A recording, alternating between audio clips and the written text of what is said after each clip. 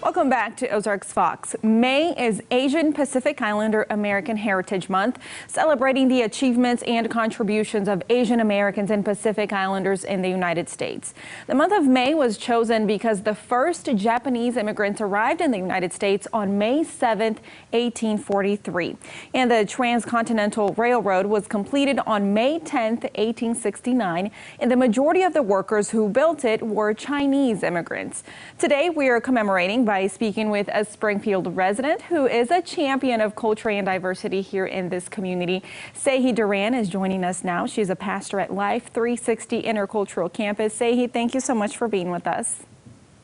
Thank you, Jennifer. So first, Sehi, I want to start by having you share with us a little bit of your story, where you are from, how long you have been here in Springfield.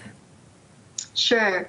So Springfield has been the home to my family of 5 for the last 11 years, but I was originally born and raised in South Korea. I was raised here till I was 15. Then my family first migrated to Hawaii when I was 15 years old. And then I actually got deported at one point, but it was a long story. But through that journey, I was able to meet my husband in South Korea in an international church. Since then, we've been in ministry together, and now 11 years ago, we came to Springfield. My husband was offered a job at Central Bible College, now part of Evangel University. He was there as a men's resident director. And so our family came along. At that point, there were 4 of us, and my daughter, who is the youngest, and she's 9 now, she was born in Springfield as well. So it's been our home for a long time. Now, Sehi, going back to Asian Heritage Month, why do you think it's important that the country has a month to celebrate Asian heritage?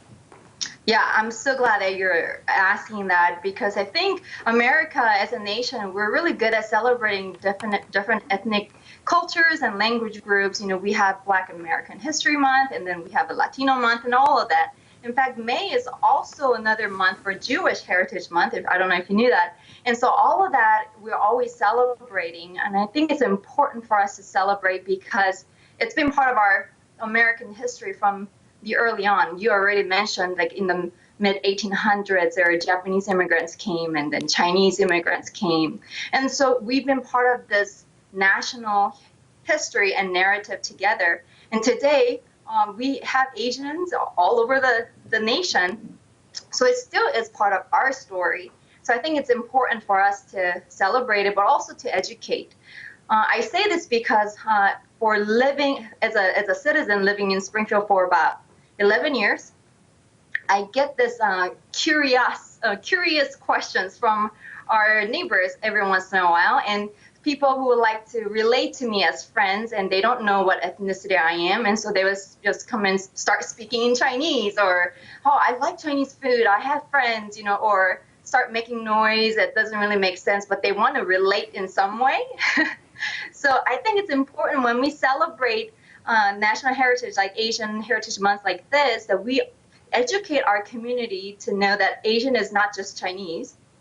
We have a lot of diversity in the Asian ethnic group. We have Korean, Japanese, you know, Indians, and all of that. And so I think it's beautiful as we celebrate this, we can educate people by sharing life together. Yeah, it's a little bit of a responsibility to that education part of it. And it can be something as simple as sharing something about your background, your language, your food even. It's a great way to connect and educate. Now, I know you say you celebrate culture and diversity every day. It's part of who you are. It's part of what you do as well. So how do you celebrate your culture and keep it alive, even living here in Springfield? And also, expand a little bit on the identity part of it. As I was watching some videos about Asian heritage, I saw a student from high school in California, and she talked about how being at home with her Chinese parents is so different than being at home with her American friends, and then finding yourself not really connecting with either, and how to bring those two together and forming your own identity. How do you keep your culture alive at home and then kind of connect the two? Yeah, that's a really good question. What you're referring to is actually known as a third culture. So we have a lot of children, even my own family. I'm married to a Hispanic husband who was born and raised in America, but his heritage comes from Italy and Spain. And so we are raising our children, biracial children, in our home. And so how do we celebrate that? I think it's kind of funny because my children, they tend to identify with their Asian side more than the Hispanic side. And my youngest daughter, she once said, "Hola, I'm Asian." You know, like she would say stuff like that. So she has a little bit of identity crisis right there too. We just celebrated. There's two ways to celebrate.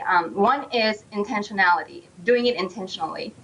So last year, 2019, in September, me and a couple of my neighbors, we came together and we spearheaded the first citywide culture fest. We hosted over 3,000 people, 80 plus vendors, and it was from like 11 o'clock in the morning till 5 o'clock in the afternoon, and the whole place was packed on Commercial Street. And it was such a beautiful picture, and it was the first time of us hosting it like that.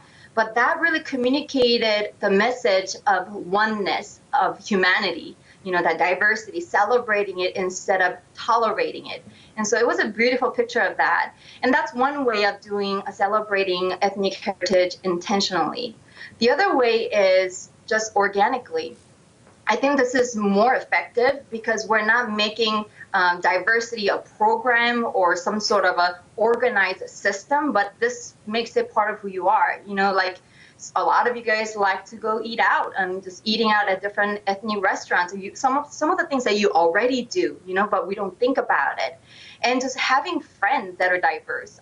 Check your Facebook friendship list and see if there's any of the people that are different than you. If not, something has to change.